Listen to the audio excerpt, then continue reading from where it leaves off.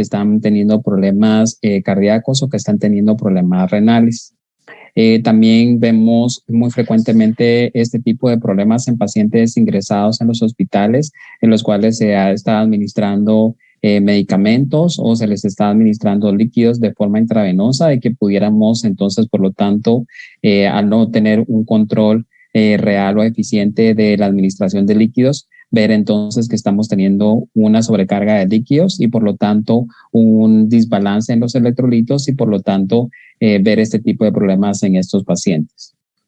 Por lo tanto, se ha visto que existen fármacos que pueden bloquear, pues obviamente, las funciones de transporte de los túbulos renales, y que pueden funcionar en el tratamiento de este tipo de problemas o de este tipo de pacientes. Como parte de la historia, se ha visto que en 1937 se describieron por primera vez los inhibidores de la anhidrasa carbónica, que son los precursores de los diuréticos, y en 1957 estuvo disponible un agente diurético más útil y potente, en este caso la clorotiazida. También debemos de comprender que existen algunos términos, como por ejemplo el término diurético. El término diurético denota un agente que incrementa el volumen de orina. Tenemos un término también que se llama natriurético, que es un agente que causa un aumento en la excreción renal de sodio. Y tenemos también aquellos que son acuaréticos, que son agentes que elevan la excreción de agua libre de soluble.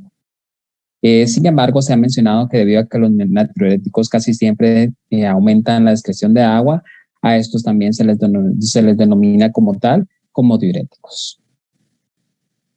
Tenemos entonces que los diuréticos osmóticos y los antagonistas de la hormona antidiurética son acuaréticos y no son directamente natriuréticos como el resto de los medicamentos.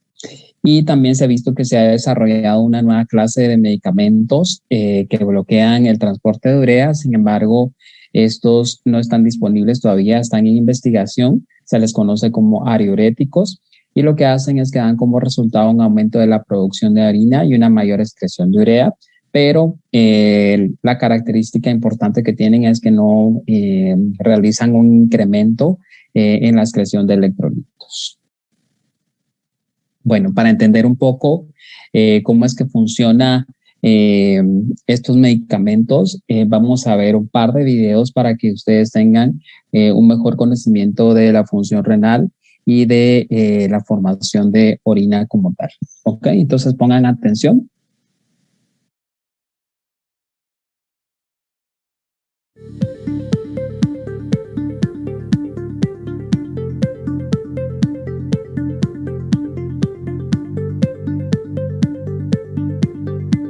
El aparato urinario humano se sitúa entre el peritoneo y los huesos y músculos de la región dorsal. Está constituido por 2 riñones, 2 uréteres, la vejiga y la uretra. Todos ellos trabajan para generar la orina a partir de un filtrado inicial de plasma sanguíneo y mediante procesos de reabsorción y secreción. La orina que llega a la vejiga a través de los uréteres permanece allí almacenada de forma transitoria hasta que se elimina al exterior por la uretra.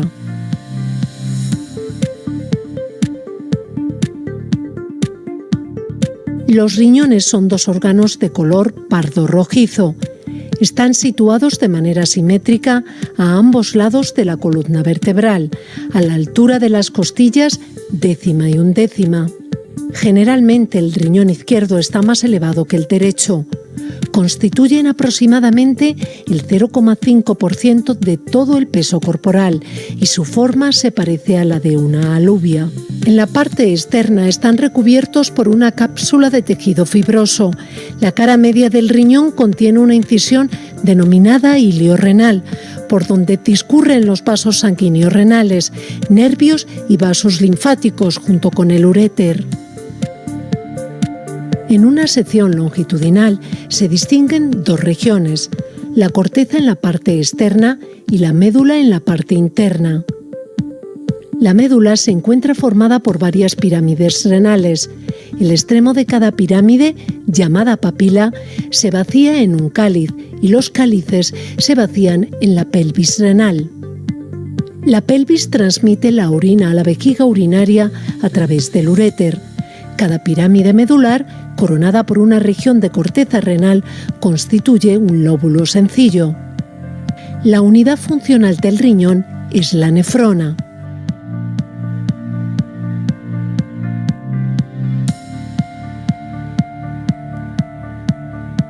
El riñón humano está formado por cerca de 1,5 millones de nefronas. Cada una consta de un elemento filtrante que se denomina corpúsculo renal y un sistema tubular que se extiende por fuera del corpúsculo renal. Aquí se realizan los procesos de secreción y reabsorción, los procesos que determinarán la composición final de la orina.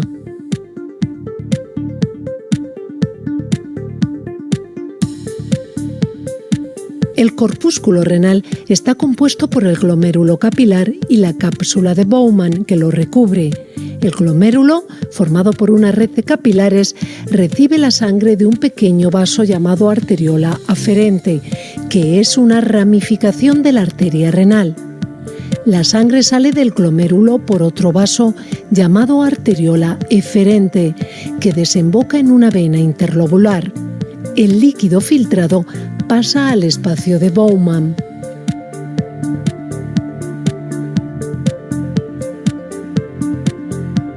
A continuación del polo urinario de la cápsula de Bowman se encuentran los túbulos renales, que son el túbulo proximal, el asa de Henle, el túbulo distal y el túbulo colector. La pared tubular está constituida por una sola capa de células epiteliales que descansan sobre una membrana basal. La estructura y función de esas células epiteliales varía mucho de un segmento a otro del túbulo, pero tienen una característica común, que es la presencia de uniones estrechas entre células adyacentes. El túbulo proximal es el segmento del túbulo donde drena la cápsula de Bowman. Inicialmente forma varias espiras y es el de mayor longitud y grosor de la nefrona. A continuación se encuentra el asa de Henle, que recibe este nombre por su forma de U. Consta de un segmento recto que desciende hacia la médula, la rama estrecha descendente del asa de Henle. Esta rama termina en la horquilla y entonces comienza un ascenso paralelo a la rama descendente. Seguido de este segmento se encuentra la rama gruesa ascendente del asa de Henle.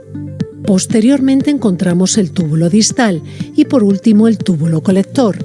Este es compartido por varias nefronas y vacía su contenido en los cálices de la pelvis renal.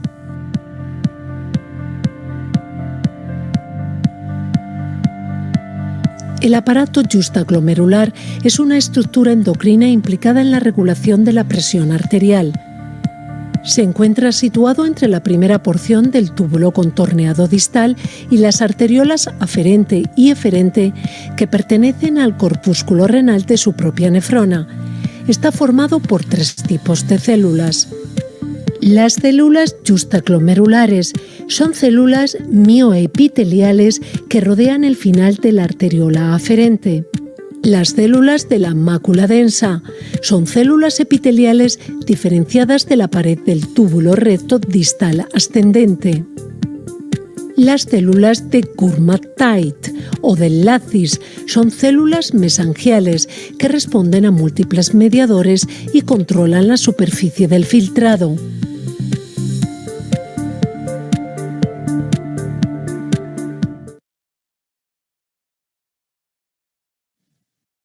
Vamos a ver otro video en este momento.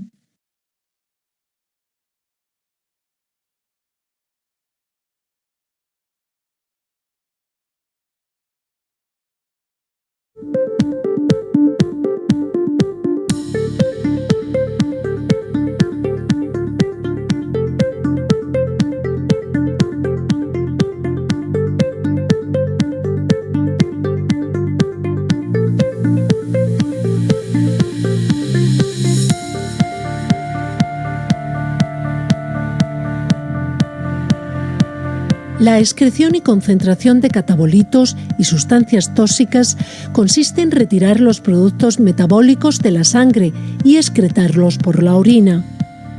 Entre estos productos de desecho se encuentran la urea, resultante del catabolismo de las proteínas, el ácido úrico, resultante del catabolismo de los ácidos nucleicos, la creatinina, que resulta del metabolismo del músculo, la bilirrubina, procedente del metabolismo de la hemoglobina, metabolitos de hormonas y otros. Algunos de ellos son relativamente inocuos, pero la acumulación de otros, cuando la función renal está dañada, causa algunos de los trastornos de las funciones corporales observadas en las enfermedades renales graves. Los riñones tienen otra función excretora general, la eliminación de productos químicos extraños como fármacos, pesticidas o aditivos de alimentos. Para llevar a cabo esta función, en cada una de las nefronas se producen dos procesos fundamentales: la filtración glomerular y el transporte tubular.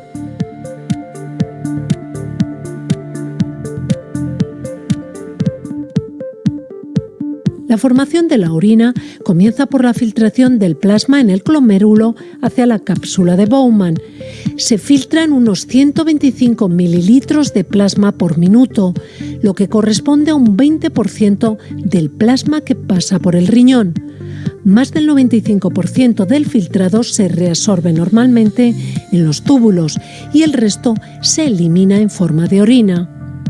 A pesar de su gran permeabilidad, la membrana glomerular tiene una cierta selectividad en función del diámetro, la configuración molecular y la carga eléctrica de las moléculas.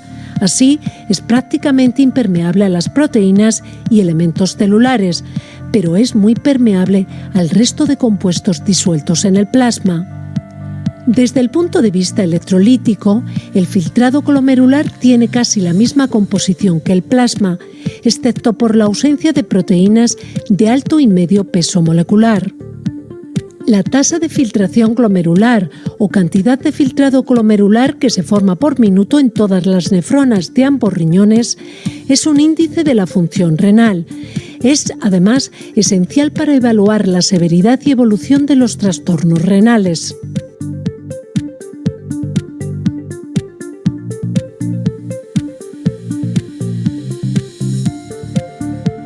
El filtrado glomerular originado pasa a través de todo el segmento tubular, cuyo epitelio reabsorbe y secreta de forma selectiva diferentes compuestos.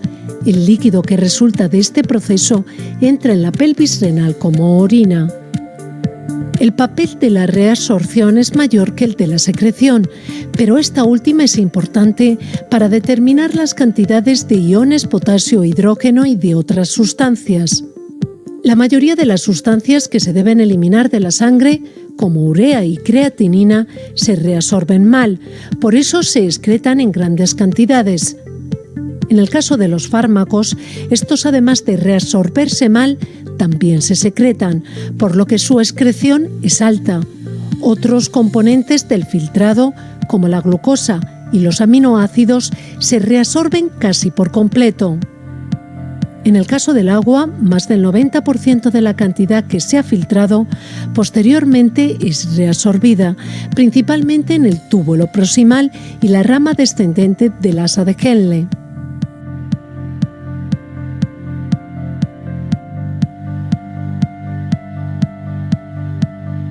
Los riñones son los encargados de lograr un equilibrio entre el agua corporal y los iones inorgánicos para mantener estable la concentración de esas sustancias en el líquido extracelular.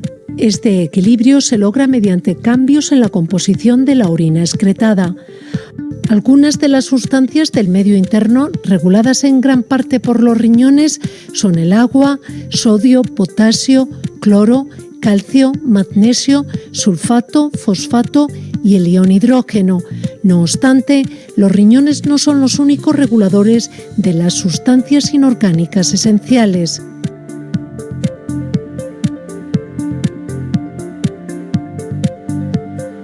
La regulación de la excreción de sodio es el principal mecanismo de regulación a largo plazo de la presión arterial. El balance positivo de sodio provoca el aumento del volumen extracelular y, en consecuencia, el gasto cardíaco y la presión arterial. El riñón también es capaz de regular la presión arterial mediante un sistema hormonal llamado sistema renina-angiotensina. las células del aparato justaglomerular segregan la renina, que actuará sobre el angiotensinógeno, originando angiotensina 1. Esta es convertida en angiotensina 2 por la enzima convertidora de angiotensina, ECA.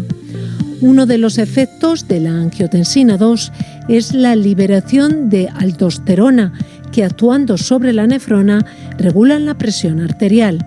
Además, es muy probable que los riñones segreguen a la sangre o retiren de ella otras sustancias vasoactivas diferentes de la renina. Así, pueden sintetizar varios icosanoides de acción vasodilatadora o vasoconstrictora.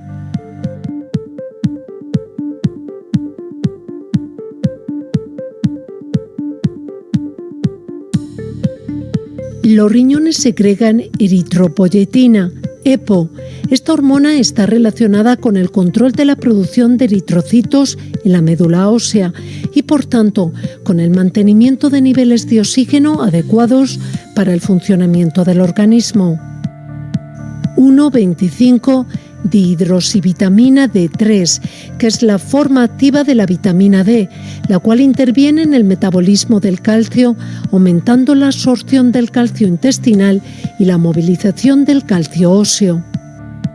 Glucosa, que se sintetiza durante el ayuno prolongado a partir de aminoácidos y otros precursores, un proceso llamado gluconeogénesis. Eicosanoides, compuestos derivados del ácido araquidónico, entre los que se incluyen las prostaglandinas, la prostaciclina o los trombosanos. Entre sus funciones se encuentra controlar el flujo sanguíneo y el filtrado glomerular. Metalotioneínas son una familia de proteínas con afinidad a ciertos metales como el cadmio, el cobre y el zinc, participando en su homeostasis. El estrés, la inflamación o las intoxicaciones por algunos metales aumentan su síntesis.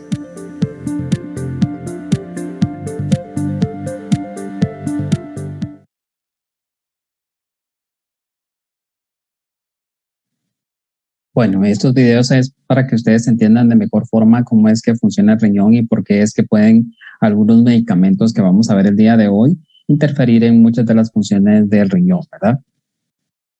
Entonces, hablando específicamente de los mecanismos de transporte tubular renal, vamos a ver, les voy a preguntar porque quiero saber si están leyendo. ¿Estará por ahí Jenner Letona?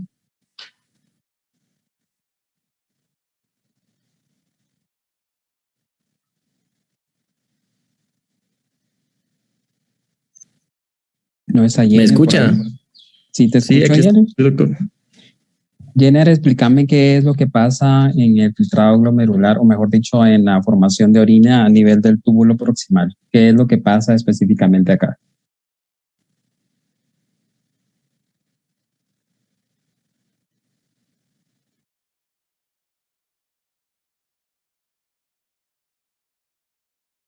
No te escucho, Jenner. No sé, doctor. ¿No? Ok, vamos a ver. Gabriela Tebalán. Sí. Gabriela, contame qué pasa a nivel del túbulo proximal. Aquí o sea, todos los bicarbonatos, tanto cloruro como otros solutos, aquí se van a reabsorber. Y también como los iones potasio se van a reabsorber a vía paracelular y el agua se va a reabsorber de manera pasiva. Y también aquí la permeabilidad del agua que es muy alta. Ok, muy bien. Esto es muy importante que recordemos porque básicamente hay que entender que el potasio se va a reabsorber por vía paracelular y el agua va a pasar de forma pasiva por vía transcelular. Y esta vía transcelular, ¿por qué enzimas o por qué canales son? Vamos a ver, Catherine Villatoro.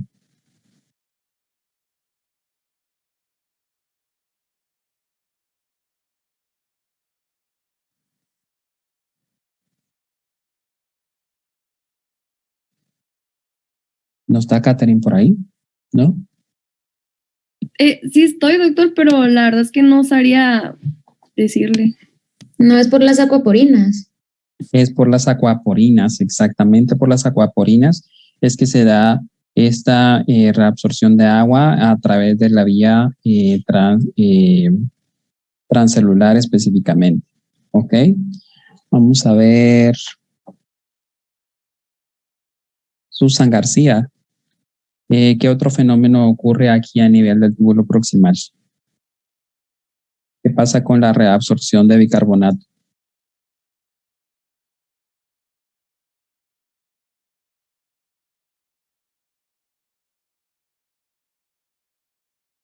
¿No está Susan ahí? No me acuerdo. ¿No? Bueno, vamos a ver Astrid Pinzón. Sí, doctor.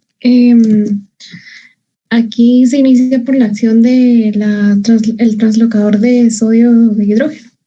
Uh-huh. Este está ubicado en la membrana luminal y también permite que el sodio vaya ingresando a la célula desde la luz tubular y se va intercambiando con los protones en el interior de la célula. Ok. ¿Y qué más pasa?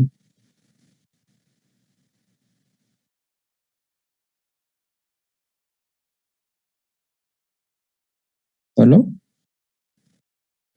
Sí. A ver, Estuardo Molina, ¿qué más pasa a nivel del túbulo proximal?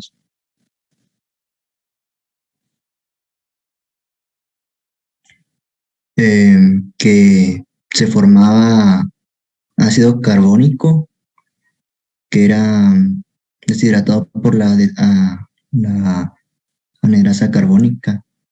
Uh-huh. ¿Qué más? No sabría qué más decirle.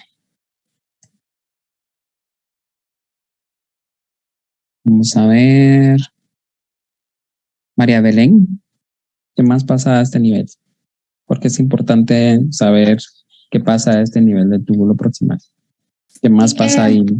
Básicamente se reabsorben sodio, bicarbonato sódico, bueno, NaHCO3, no sé cómo se llama, potasio, agua, glucosa y aminoácidos, pero los más relevantes para la acción diurética son el bicarbonato sódico, no sé si se llama así, y el cloruro de sodio. Entonces los inhibidores de la anhidrasa carbónica son los que van a bloquear la reabsorción de estos. Ok, muy bien. Básicamente es muy importante entender que a este nivel va a encontrarse lo que es el translocador NHE3, que lo que va a permitir es pues obviamente la reabsorción de bicarbonato sódico. Obviamente este sistema lo que permite a este nivel es la entrada de sodio exactamente a la célula, ¿verdad?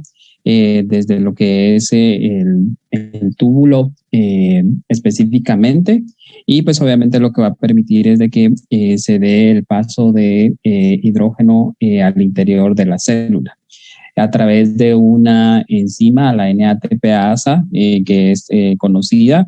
Esto lo que va a hacer es que pues obviamente va a favorecer el bombeo de sodio, específicamente a lo que es el intersticio de sangre, y esto obviamente va a permitir que se dé la formación, por lo tanto, entonces, de lo que nosotros conocemos como el ácido carbónico.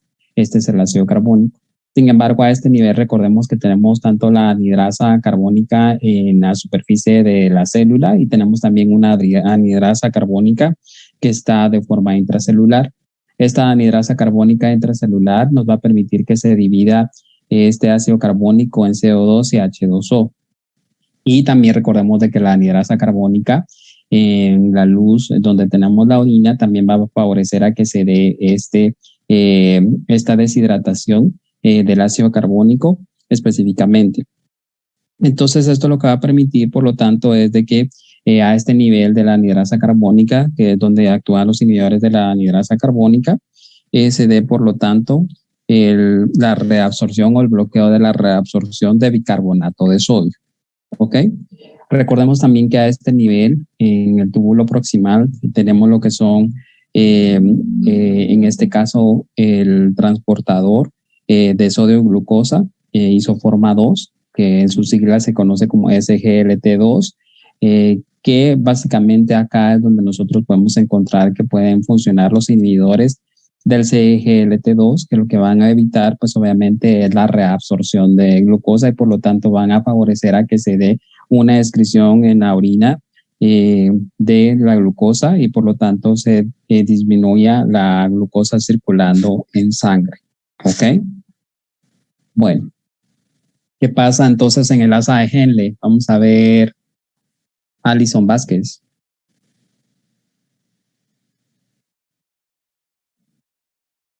Ya, perdón, es que no se me activa el micrófono. Pues el tubo proximal de ahí entonces se va a desembocar en la rama delgada del asa de Henle y pues esta rama delgada pues es de ser impermeable al agua, pero pues esa sí va a ser permeable para algunos solutos. En cambio la rama gruesa ascendente, esa sí va a resolver pues de manera activa el cloruro de sodio. Y entonces esto va a ser casi impermeable al agua, ¿verdad? Y entonces, pues esto va a ser importante en la rama gruesa porque así se va a diluir el líquido tubular. Y también, pues, la gruesa contribuye a la hipertonicidad medular. Ok, muy bien. Y vamos a ver, María José Álvarez, ¿qué transportador o qué transportador encontramos a este nivel que puede ser inhibido? ¿Me escuchan? ¿Ni te escucho? Ay, es que tenía problemas con mi micrófono. Ok, en el asa de Henle. Ajá.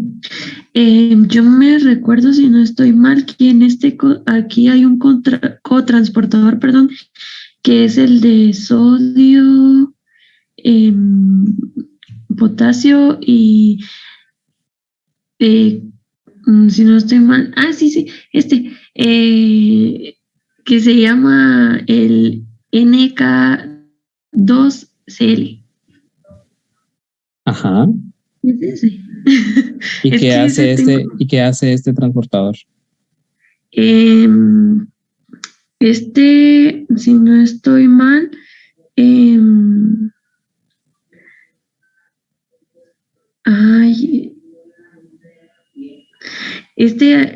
ayuda cuando hay exceso de potasio, cuando se acumula en la célula, ¿o no es este? No sé, tú decís. Es que no tengo muy claro. ¿No? Vamos a ver Paulina Palacios, ¿qué hace este contrasportador?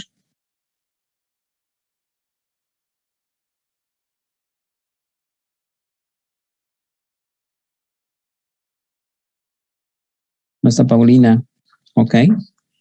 Vamos a ver Juan Diego Chávez, ¿qué hace este contrasportador? Sí, ¿sí me escucha? ¿Sí te escucho, Juan Diego? Sí.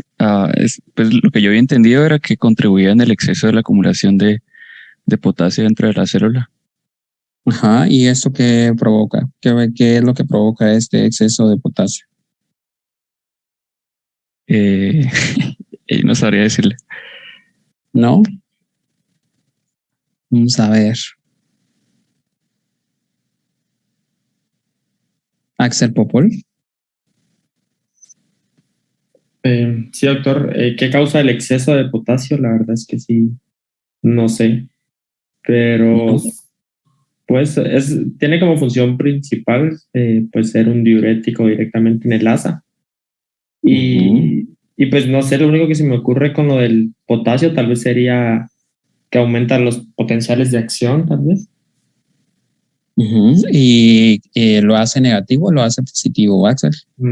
Positivo, ¿no? Ok. Y al tener un potencial de eléctrico positivo, ¿qué entonces pasaría con los demás cationes? No sé. O sea, o favorece el ingreso de potasio. Entonces, ¿qué pasa con los demás cationes? Van a salir. Ujú.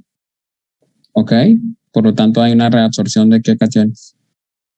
De cloro, no, de magnesio y de calcio, ¿no? Sí, lo que va a favorecer es la reabsorción, entonces en este caso de magnesio y de calcio, y esto lo hace a través de la vía paracelular, pero esto es por los cambios de potenciales eléctricos que sabemos de que a raíz de este cotransportador se da un potencial eléctrico positivo, lo cual va a favorecer a que se dé la reabsorción de este magnesio y de calcio por vía paracelular. ¿Ok? Entonces, por eso es muy importante estos inhibidores de diuréticos de asa porque van a favorecer a que se dé esta reabsorción y por lo tanto transporte de potasio y también que exista una mayor excreción, por lo tanto, entonces de magnesio y de calcio. ¿Ok? Bueno, vamos a ver. Ita, ¿qué pasa en el túbulo contorneado distal? Sí, doctor. En este túbulo lo que va a hacer es casi similar al anterior, ¿verdad? Se va a resolver cloruro de sodio sin agua y pues esto va a hacer que se diluya el túbulo, ¿verdad? Va a tener más agua adentro y también, como sale en la imagen, esto se debe al transporte o al cotransportador de sodio y cloro. Uh-huh. ¿Y qué favorece este cotransportador? Lo que va a hacer es que, si no estoy mal, va a entrar más sodio porque se absorbe más o menos 5% de sodio y, si no estoy mal, también el cloro, pero este también, o sea, estos dos se van a reabsorber, pero digamos, del otro lado del túbulo, el sodio va a salir por cotransportador de sodio y potasio y el cloro va a salir por difusión pasiva, si no estoy mal. ¿Pero y qué pasa con el calcio ahorita? ¿Por qué es importante esto en el calcio? Ahí sí, no sé, doctor. Vamos a ver, Karen Cortés, ¿qué pasa con el calcio a este nivel?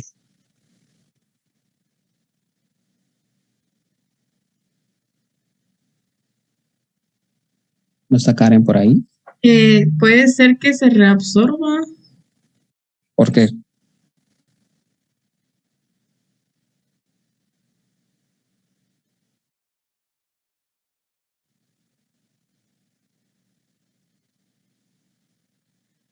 ¿Ah, Karen? ¿No? No sé si ya no sabría decirle. Vamos a ver, Fernando Cordero.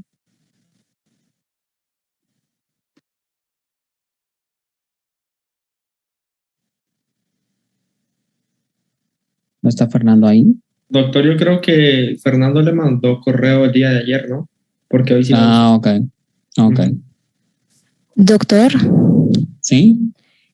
Yo no estoy segura, pero es porque no hay el potencial de acción positivo en la luz. Entonces, el calcio y el magnesio, por eso mismo, o sea, es lo contrario a lo que estábamos viendo en el asa de Henle, no van a ser expulsados porque no hay fuerza eléctrica.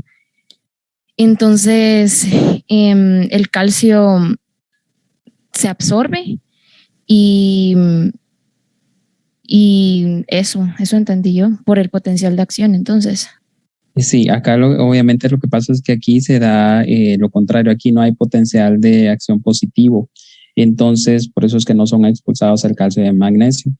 Acá en este caso lo que va a pasar, por lo tanto, entonces que hay una reabsorción de calcio, pero esto es de manera activa y sabemos de que va a ser a través del canal apical de calcio y también por un translocador vasolateral que es de sodio y de calcio. ¿Okay? Esto es muy importante porque esto básicamente está controlado más que todo por la presencia de hormonas paratiroideas. Entonces, si hay un descontrol de las hormonas paratiroideas, obviamente por eso es que nosotros vamos a tener pacientes con pérdida de calcio porque se va a perder este mecanismo y por lo tanto va a favorecer a que haya una excreción y no una reabsorción de calcio. ¿Ok? Bueno, vamos a ver Teresita. Teresita, ¿qué pasa en el sistema tubular colector?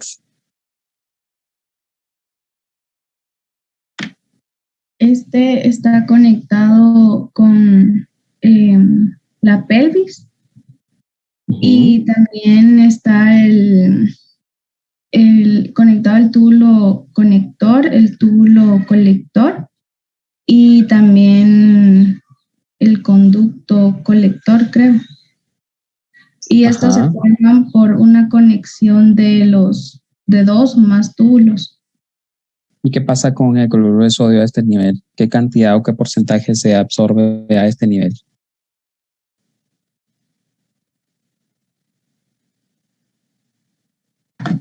De 2 a 5. De 2 a 5%. ¿Y por qué es importante este porcentaje? Para que se dé la reabsorción del sodio al potasio, ¿no? Y realmente es nada más del 2 al 5%, pero ¿por qué es importante?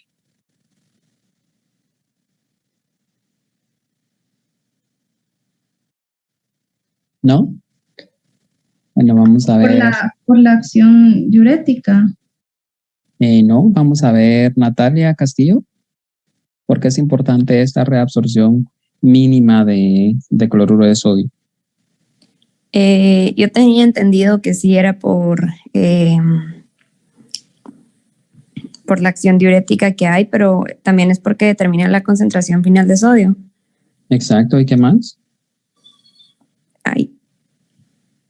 Y solo creo yo, o sea, no sé qué más. Y por la regulación del volumen. Exacto, básicamente es por esto. Sabemos de que pues obviamente va a desempeñar la función tanto de acción diurética, pero básicamente recordemos que es el sitio final de reabsorción de cloruro de sodio y también va a ser responsable de regular en este caso el volumen de líquido corporal y también obviamente de la concentración final de sodio que va a existir en la orina. Entonces por eso es muy importante esto, ¿ok? Porque pues obviamente recordemos que a este nivel vamos a encontrar dos tipos de células que pudieran entonces, por lo tanto, tener también efectos algunos diuréticos. ¿Cuáles son estas dos células? María José Morales. Esas dos células son las células principales y las intercaladas, ¿no? Ajá, ¿y qué efecto van a tener cada una? Pues las células principales más que todo nos ayudan al transporte de sodio, potasio y, si no estoy mal, también de agua. Ajá, ¿y las células intercaladas? Nos ayudan a las es que intercaladas, si no estoy mal, hay dos, que son alfa y beta. Ajá. Una, ahorita no me acuerdo cuál, creo que una secreta hidrógeno y la otra bicarbonato, pero no podría decir si es la alfa o la beta, ¿cuál es cuál? ¿Y por qué se llaman intercaladas? Sí.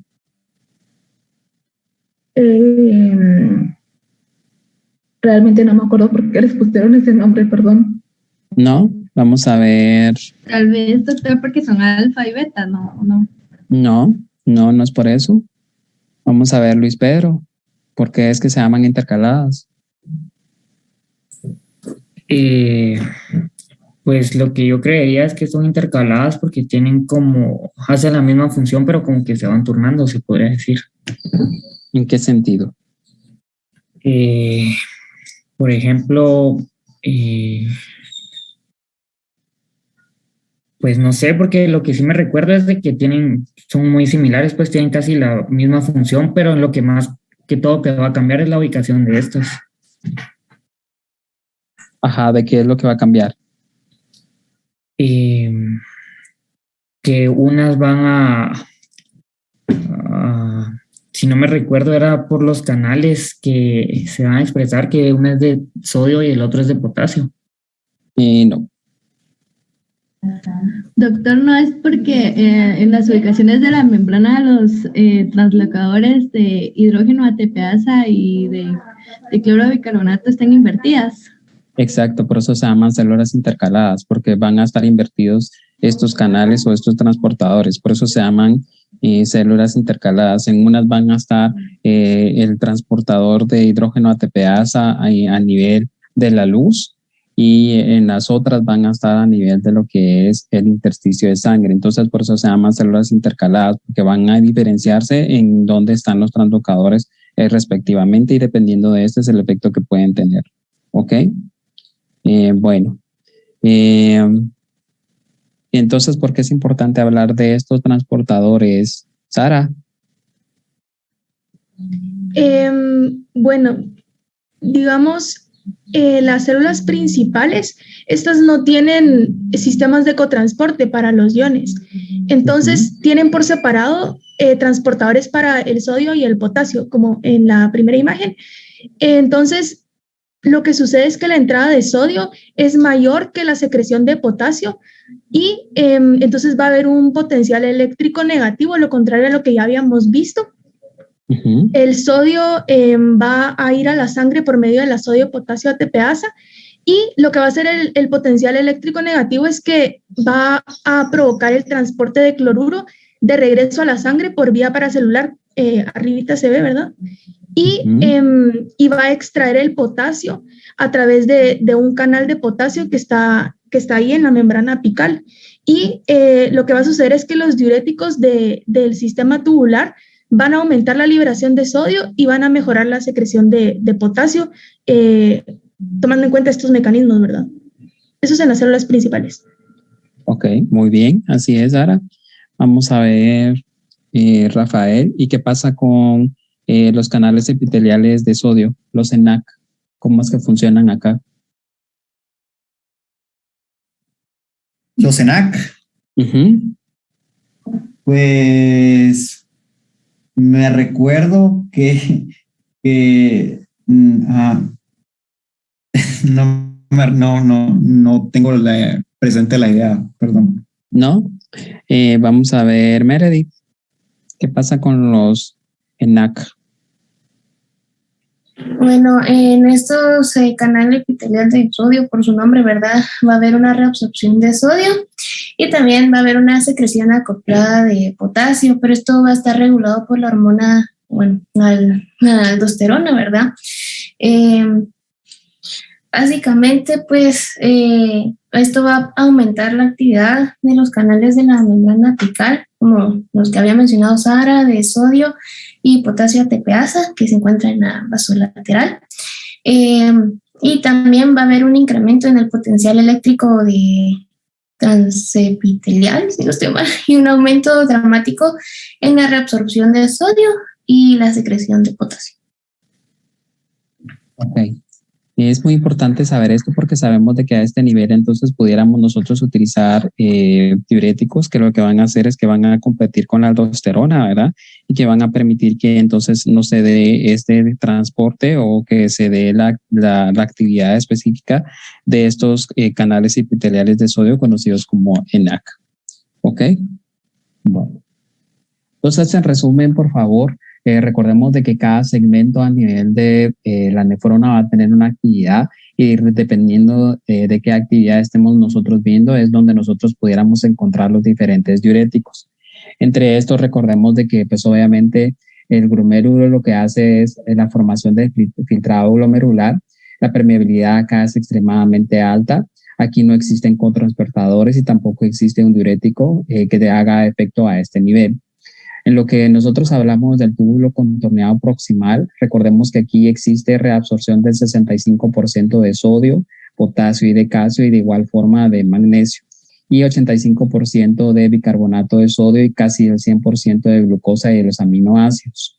Acá de igual forma recordemos que la permeabilidad de agua es muy alta y aquí sí tenemos, recuérdense, los cotransportadores o transportadores, específicamente los NH3, anhidrasa carbónica, específicamente, y los cotransportadores, como ya conocemos, los CGLT2, que son los cotransportadores de sodio y glucosa. Acá entonces nosotros pudiéramos encontrar los inhibidores de la anhidrasa carbónica y también tenemos lo que son los antagonistas de la adenosina que están en investigación, que ahorita los vamos a ver. Posteriormente tenemos el túbulo proximal, que está el segmento recto. Recordemos que acá lo que pasa es que hay secreción y reabsorción de los ácidos orgánicos y de algunas bases. específicamente incluyendo el ácido úrico y algunos otros diuréticos. Aquí de igual forma la permeabilidad es bastante alta. Acá recordemos de que tenemos los cotransportadores como por ejemplo ácido, transportadores de base, y aquí no tenemos ningún diurético tampoco que pueda tener algún efecto. En la rama delgada descendente del asa de Henle, acá básicamente lo que ocurre es reabsorción pasiva de agua. Acá la permeabilidad de agua es alta nada más. Aquí básicamente ocurre esto por aquaporinas, como ya conocemos, y acá tampoco existen diuréticos que hagan efecto. En la rama gruesa ascendente del asa de Henle, recordemos que existe reabsorción activa del 15 al 25% de sodio, potasio y cloro, y hay reabsorción secundaria, por lo tanto, entonces de calcio y de magnesio. Recuérdense que acá, a partir de este momento, la reabsorción de agua, la permeabilidad de agua es bastante baja, y que, por ejemplo, en la rama gruesa ascendente del asa de Henle, tenemos los transportadores NKCC2 o NK2SL, y que recordemos que acá básicamente van a tener efecto los diuréticos de asa. En el túbulo contorneado distal existe reabsorción activa del 4 al 8% de sodio y de cloro, reabsorción de calcio bajo el control de la hormona paratiroidea que acabamos de mencionar. Acá existen los cotransportadores de sodio y cloro, y acá recordemos que hacen entonces su efecto lo que son los diuréticos conocidos como tiazidas. En el túbulo colector cortical, acá existe reabsorción del sodio unido al potasio del 2 al 5% y hay secreción de hidrógeno. Acá la permeabilidad, igual que el conducto colector medular, es variable de agua. Y acá recuérdense que tenemos lo que son los transportadores ENAC, que los acabamos de mencionar, y que acá recordemos de que tenemos los diuréticos ahorradores de potasio y también tenemos los antagonistas de la adenosina que también están bajo investigación. Y por último tenemos en el conducto colector medular donde ocurre la reabsorción de agua bajo control de vasopresina, donde existen aquaporinas, y acá nosotros lo que tenemos son los antagonistas de vasopresina que hacen su efecto a este nivel. ¿Ok? Bueno, en resumen quiero enseñarles este video para que ustedes puedan de mejor forma entender el mecanismo de acción de los diuréticos, y después vamos a detallar algunos básicamente para describir algunas de sus características. Entonces, por favor, pongan atención a este video. Vamos a ver los mecanismos de acción. Muchas. Y es que tenemos un tubo donde básicamente se encuentra el filtrado glomerular y otro donde tenemos el torrente sanguíneo. Y esa red del colador, como le hemos decidido llamar, es la que se va a encargar de discriminar qué pasa desde este compartimiento al compartimiento sanguíneo. Y es que únicamente pueden pasar esas estructuras que tengan como tal un poro, un agujero, el cual atravesar y que les permita llegar desde un punto a otro. De esta manera. Y esa función de red la cumple básicamente la célula que contornea, que rodea, que tapiza, que forma todos esos conductos. Túbulo contorneado proximal, túbulo contorneado distal, asa de Henle. Y esos poros no son más que transportadores que permiten el paso de estructuras desde un compartimento, como ya mencionamos, hacia el otro. Tenemos que estos transportadores renales son bastante abundantes.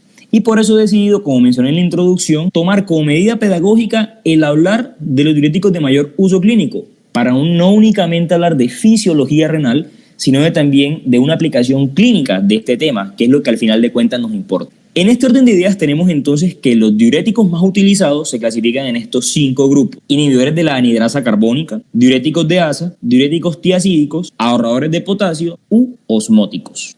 Y bueno, hablemos primero de los inhibidores de la anhidrasa carbónica. Este bicarbonato, producto de un filtrado glomerular inicial, interacciona con un ion de hidrogenión producto del metabolismo celular que explicaremos más adelante. Y estos dos sujetos reaccionan para formar finalmente CO2 y agua, que es un proceso mediado por la protagonista de esta novela, una enzima, la anhidrasa carbónica, que facilita este paso. Una vez acá, el CO2 atraviesa la membrana celular por difusión pasiva e interacciona dentro de la célula con el agua que está en este sitio y hace la misma reacción, pero en el sentido contrario. Sí, señores, del mismo modo, pero en el sentido contrario. Y termina formando bicarbonato e hidrogenión mediante también la colaboración de esta enzima, la anhidrasa carbónica. Este hidrogenión, producto de este metabolismo celular, es intercambiado por un transportador antiporte con sodio. El sodio entra y el hidrogenión sale, simplemente para continuar con este ciclo mediado por la enzima protagonista en este punto. El sodio absorbido mediante la interacción con el hidrogenión sale por la parte vasolateral de la célula con ayuda de otro transportador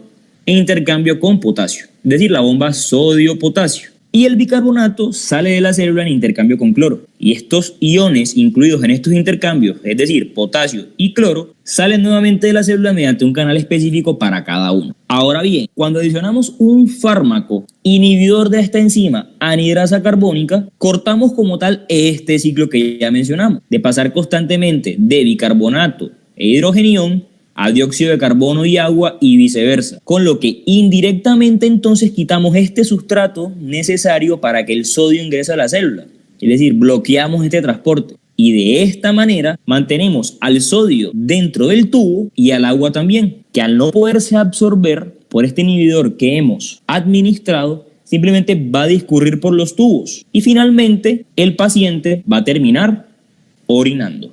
Ahora bien, hablemos de los diuréticos de asa. Resulta que estos actúan en la rama ascendente del asa de Henle, que es básicamente la que absorbe los iones. Tenemos entonces diferentes iones como tal en ese sector, pero tomemos para esta explicación el cloro, el sodio y el potasio, que entran a la célula mediante un transportador importantísimo en esta región, el sodio-potasio 2-cloro. Y una vez dentro de la célula, tenemos como tal que ese potasio sale nuevamente por un canal específico para él para mantener este ciclo, mientras que el sodio sale de la célula mediante un intercambio con potasio, mediante la bomba sodio-potasio. Por su parte, el cloro sale simplemente por un canal específico para él. Y este equilibrio, esta concentración de sales a nivel del plasma, a nivel de la sangre, termina atrayendo agua para la reabsorción de esta también por vía paracelular. Sin embargo, si agregamos un fármaco que bloquee este transportador, el sodio-potasio 2-cloro, como por ejemplo la furosemida, que es un diurético de asa, vamos entonces a bloquear obviamente este transporte, por lo que en la luz del tubo se va a concentrar entonces el cloro, el sodio, el potasio y el agua, que como ya mencionamos entonces van a discurrir por este tubo, por este conducto, y el paciente va a terminar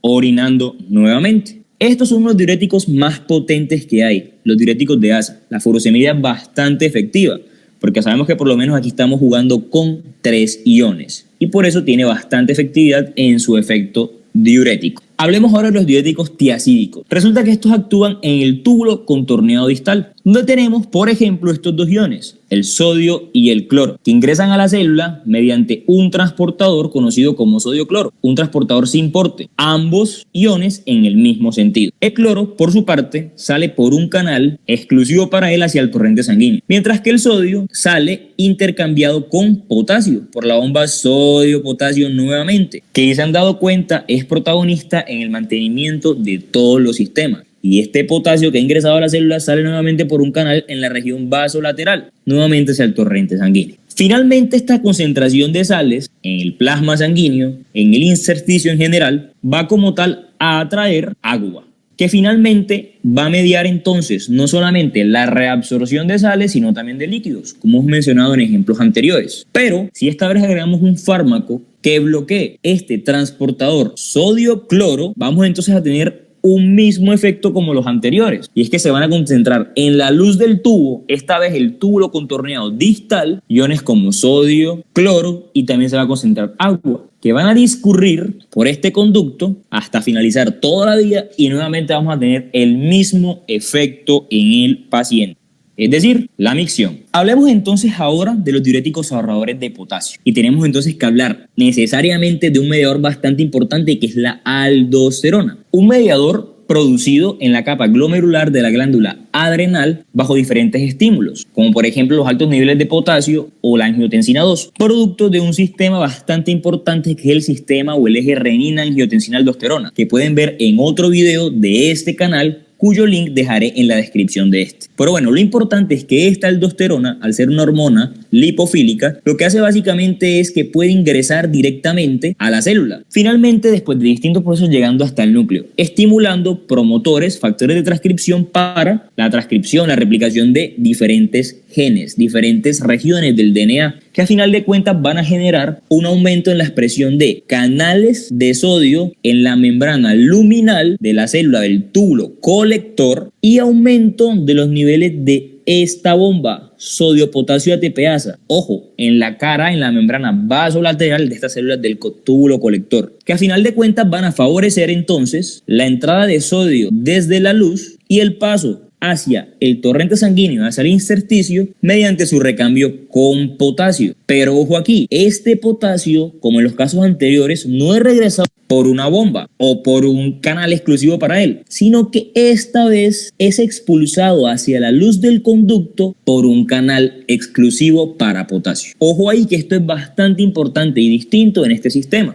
Finalmente, entonces, el aumento como tal de estas concentraciones de sodio a nivel del torrente sanguíneo, o más bien del intersticio como tal, va a atraer el paso de agua por vía paracelular, cumpliendo así su objetivo de reabsorción de solutos y solventes. Pero este sistema lo podemos bloquear en dos puntos fundamentales, con dos tipos de fármacos distintos. Y es que tenemos en primer lugar los inhibidores de estos canales de sodio exclusivos, que a final de cuentas van a inhibir esa entrada del sodio que de una u otra manera nos va a cortar el funcionamiento de este sistema. Pero ojo, también podemos inhibirlo de otra manera, y es que básicamente podemos suministrar un mediador que sea un antagonista de esta hormona, de tal forma que impida que ella se una a los receptores presentes en el núcleo, y de esta manera inhibe la transcripción génica y con ello no se aumentan los niveles ni de transportador específico para sodio ni de bombas sodio-potasio ATPasa, con lo que definitivamente bloqueamos este mecanismo de reabsorción de iones y de solventes, como por ejemplo el agua. El efecto final de este bloqueo es la concentración de sodio y agua a nivel de la luz tubular en la nefrona, y ojo acá que por eso se llaman ahorradores de potasio, y el mantenimiento de estas concentraciones de potasio a nivel del torrente sanguíneo o del intersticio, es decir, ya no se están eliminando hacia el túbulo como tal, y es por ello que reciben el nombre, reitero, de ahorradores de potasio. Sin embargo, a final de cuentas, esta concentración como tal de sodio y de líquido como tal en la luz del tubo va a generar que este corra con todos los casos que hemos visto, y básicamente el paciente va a terminar nuevamente orinando, que es el objetivo puntual de esta alternativa farmacológica. Finalmente tenemos los diuréticos osmóticos, que funcionan muy distinto en cuanto a su mecanismo que el resto de los diuréticos que hemos visto, y actúan principalmente, como vemos en pantalla, en el túbulo contorneado proximal y, ojo, en la rama descendente del asa de Henle, no como los diuréticos de asa, tales como la furosemida, que funcionan en la rama ascendente. Ya veremos por qué esto funciona en la descendente en la explicación de este mecanismo. Como observamos y como hemos visto, hay muchos iones que pasan desde la luz del tubo hacia el torrente sanguíneo o hacia el intersticio mediante transportadores específicos que básicamente facilitan, como ya mencionamos, su paso desde un compartimiento hacia el otro, atravesando esta red que conocemos como célula, que retiene o deja pasar ciertas sustancias dependiendo de las necesidades o de las órdenes que reciba. Pero en esta alternativa nosotros suministramos un componente, un soluto, un fármaco, lo que sea. Total, es algo que no tiene un transportador específico para ser reabsorbido. Es decir, no puede entrar o no puede pasar desde la luz del tubo hacia el intersticio o hacia el torrente sanguíneo. Y este efecto, a final de cuentas, nos va a generar una presión osmótica en este compartimiento, que a final de cuentas esa concentración de solutos va a generar simplemente por ósmosis el paso de agua de este intersticio hacia la luz del tubo, lo que va entonces a concentrar en este lugar tanto el fármaco que hemos suministrado como lo que hemos logrado sacar de este torrente, de este intersticio, y es el agua, que a final de cuentas va a discurrir por este tubo hasta el final de la vía, y el paciente va a terminar nuevamente orinando,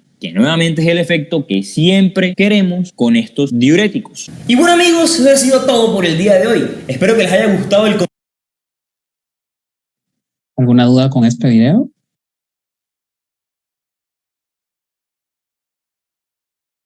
¿No? Bueno, vamos a pasar a la siguiente diapositiva. Bueno, es muy importante recordar que tenemos algunos compuestos que se llaman autacoides o factores paracrinos. Estos se denominan de esta forma porque pues obviamente pueden tener algún efecto de forma local y van a tener la regulación de la fisiología dentro del riñón. Entre estos pues obviamente tenemos lo que es la adenosina, algunas prostaglandinas y tenemos algunos péptidos natriuréticos que pueden ejercer este efecto. Para esto vamos a ver, Bárbara, Alejandra, ¿qué efecto tiene la adenosina entonces a nivel renal? Sí, ¿Qué provoca la adenosina?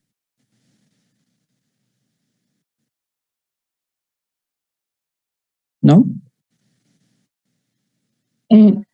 Si no estoy mal, pues tenía jugaba un rol en las concentraciones, no sé la verdad, no sé. Ok, vamos a ver, Adriana Sandoval, ¿qué efecto tiene la adenosina a nivel renal?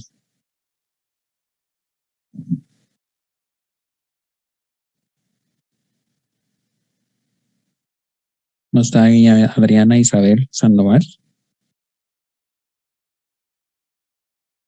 ¿No? Vamos a ver, Suseli Lisset.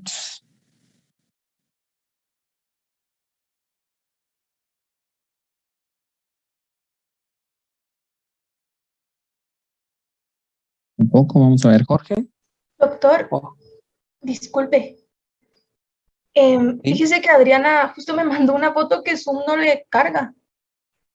Ok, está bien. Tiene que estar presente en la clase o mandar correo. Vamos a ver, Jorge. Doctor. Sí. Y Jorge, ¿qué efecto tiene la adenosina a nivel renal? Yo entendí que cuando el riñón está hipóxico, que disminuye el flujo sanguíneo y la GFR. Y que cuando, pues,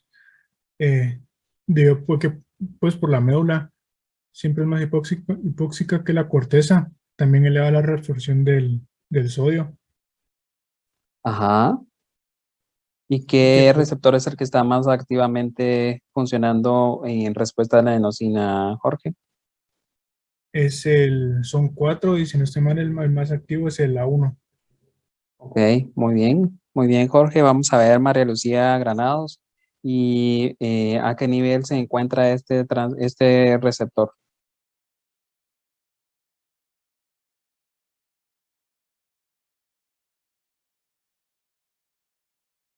¿Está ahí María Lucía?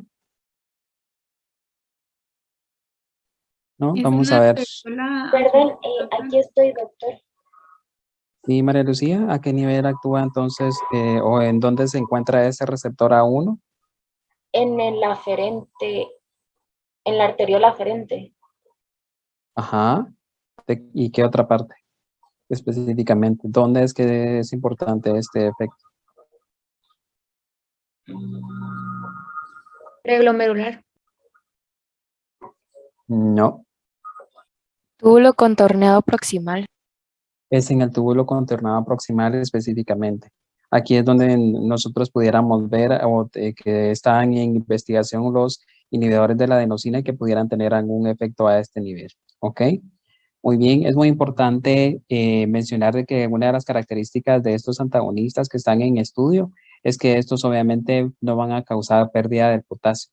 Es decir, pudieran ser ahorradores también de potasio, que es algo que se busca muchas veces en algunos pacientes que pueden tener, pues obviamente pérdida de potasio por el uso de algunos otros diuréticos.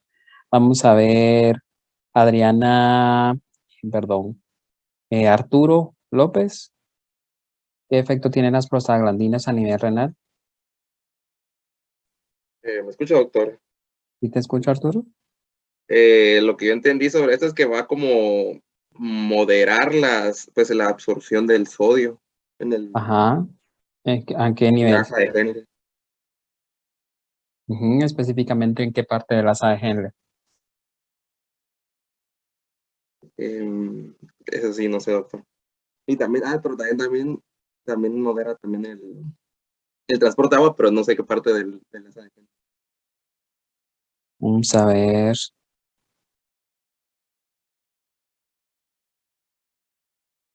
Pili, ¿a qué nivel de las AGN se da este problema o esta regulación? Honestamente no sé, doctor. ¿No? Alison Vázquez. ¿No es en la rama gruesa? Es en la rama gruesa ascendente de las AGN donde tenemos el efecto de las prostaglandinas. Recordemos que la PGE, la prostaglandina 2, es la que específicamente va a desempeñar una función muy importante a este nivel. Y recordemos que lo que va a hacer es que va a favorecer a que se dé entonces una reabsorción de sodio y que también se dé, pues obviamente, transporte de agua por la hormona antidiurética. ¿Ok? Esto es muy importante también saberlo porque como vimos en un video al principio de las funciones del riñón, sabemos que pues obviamente el mismo riñón también produce prostaglandinas, pero también es muy importante mencionar que, por ejemplo, si utilizamos antiinflamatorios no esteroideos, estos pues obviamente van a bloquear, por lo tanto, la síntesis de estas prostaglandinas que se dan a nivel local. Y lo otro es que también sabemos de que muchos de los antidiuréticos o de los diuréticos, mejor dicho, van a tener o van a ser inhibidos por el uso de estos antiinflamatorios no esteroideos. Vamos a ver Mariana Chubac. ¿Y qué efecto tienen los péptidos a nivel renal? Los péptidos natriuréticos. Creo que son los que inducen la natriuresis a través de distintos mecanismos. Son 3 diferentes también y algunos de ellos ejercen efectos vasculares como el transporte de sodio en el riñón, que es la que causa la natriuresis. Ok. ¿Y cuáles son los péptidos conocidos actualmente que pueden tener algún efecto clínico?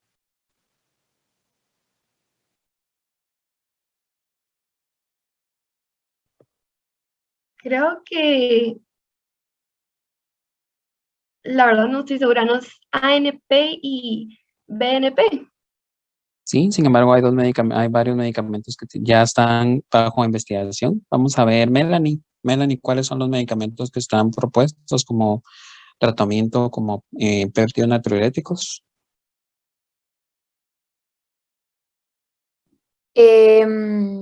No es el ANP, BNP y CNP. Ajá, ¿y cuáles son el nombre que reciben estos medicamentos?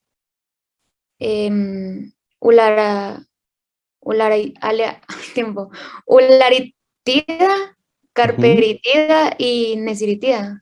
Así es, estos son los natriuréticos o los péptidos natriuréticos que están disponibles, están en investigación todavía, sin embargo, lo que nos ofrecen es la oportunidad de poder tener efectos a este nivel y por lo tanto entonces ejercer pues obviamente también algún efecto diurético, ¿ok? Bueno. Entonces, hablando específicamente de los inhibidores de la anhidrasa carbónica, recordemos que estos, obviamente, su mecanismo de acción va a ser inhibición de la enzima, obviamente, que previene la deshidratación del ácido carbónico y, por lo tanto, de la hidratación de dióxido de carbono en el túbulo contorneado proximal. En este caso se menciona que la acetosalamida es el prototipo ideal de los inhibidores de la anhidrasa carbónica. ¿Estos qué efectos tienen? Pues obviamente reducir la reabsorción de bicarbonato, causan una diuresis autolimitada. Entre sus efectos también pudieran producir una acidosis metabólica hiperclorémica, reducen por lo tanto el pH del cuerpo. Y ojo porque reducen el pH del cuerpo, pero alcalinizan la orina. Entonces también recuérdense que al alcalinizar la orina, entonces van a tener ciertos efectos que pueden ser de ventaja o pueden ser problema al momento de alcalinizar la orina. Recordemos también que estos medicamentos se pueden utilizar para reducir la presión intraocular, ya que recordemos de que a nivel ocular existen también moléculas anidrasas carbónicas que lo que hacen es producir líquido en el humor acuoso. Entonces, al inhibir esta anidrasa carbónica, van a inhibir la producción de humor acuoso, de líquido en el humor acuoso, y por lo tanto impedir que se dé un aumento de la presión a nivel del ojo, y por lo tanto prevenir la enfermedad o hacer tratamiento en el glaucoma como tal. ¿Ok? Recordemos de que estos, pues obviamente entre sus efectos tóxicos pudieran producir acidosis metabólica como tal, lo cual puede ser un problema en pacientes que ya tienen alguna enfermedad renal. También pudieran favorecer en los cálculos renales, específicamente o mejor dicho, producir cálculos renales, porque recordemos que la orina, por eso es que tiene que estar ácida, porque la orina ácida evita de que se formen cálculos. Sin embargo, al alcalinizar la orina, por lo tanto, entonces van a precipitar ciertas sustancias o moléculas o cationes que están siendo excretados, y por lo tanto, entonces favorecerá que se formen cálculos a este nivel. Y también recordemos de que en pacientes con cirrosis puede producir aumento o hiperamonemia. Por lo tanto, este tipo de medicamentos deben de evitarse en aquellos pacientes que tienen cirrosis hepática. Entonces, por lo tanto, recordemos de que algunos de los efectos de la anidrasa o los inhibidores de la anidrasa carbónica, por lo tanto, es aumentar, en este caso, la excreción a nivel renal de bicarbonato de sodio. Sin embargo, recordemos que parte de los efectos es disminuir el pH, es decir, producir acidosis a nivel corporal, pero recuérdense que al producir esta acidosis lo que está provocando entonces, por lo tanto, es de que se esté produciendo una alcalinización de la orina, lo cual puede favorecer, como les vuelvo a repetir, que se dé, por lo tanto, entonces la formación de cálculos renales. ¿Ok? Bueno, doctores, yo me voy a quedar acá porque ya son las 2 de la tarde y ustedes tienen su siguiente clase. Necesito que sí lean, por favor, para su clase, porque es importante que estén pendientes de lo que están aprendiendo. Para la próxima clase les voy a seguir preguntando, ¿ok? Entonces yo me voy a quedar acá y vamos a seguir en la siguiente clase con este tema y con el tema de antihistamínicos, ¿ok? ¿Alguna duda hasta acá?